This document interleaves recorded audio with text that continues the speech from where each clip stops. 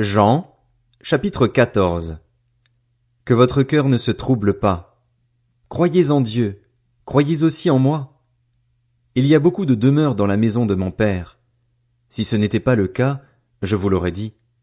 Je vais vous préparer une place. Et puisque je vais vous préparer une place, je reviendrai et je vous prendrai avec moi afin que, là où je suis, vous y soyez aussi. Vous savez où je vais et vous en savez le chemin. Thomas lui dit, Seigneur, nous ne savons pas où tu vas. Comment pouvons-nous en savoir le chemin? Jésus lui dit, C'est moi qui suis le chemin, la vérité et la vie. On ne vient au Père qu'en passant par moi. Si vous me connaissiez, vous connaîtriez aussi mon Père. Et dès maintenant vous le connaissez et vous l'avez vu. Philippe lui dit, Seigneur, montre-nous le Père, et cela nous suffit. Jésus lui dit, Il y a si longtemps que je suis avec vous et tu ne me connais pas, Philippe. Celui qui m'a vu a vu le Père.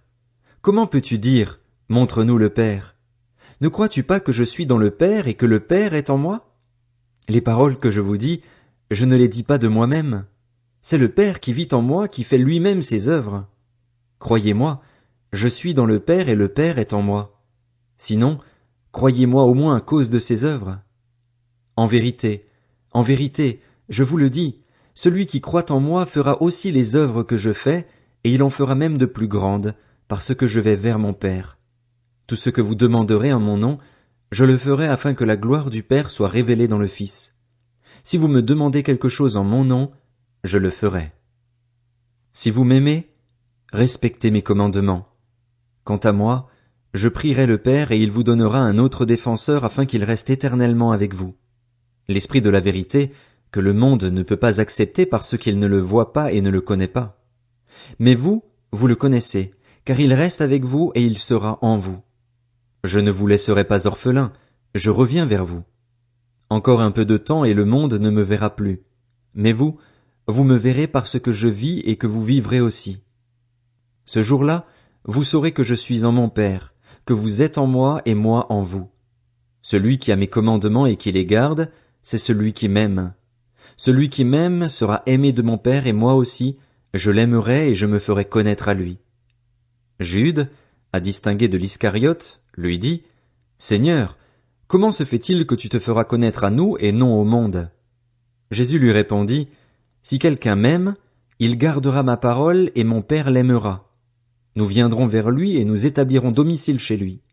Celui qui ne m'aime pas ne garde pas mes paroles, et la parole que vous entendez ne vient pas de moi, mais du Père qui m'a envoyé.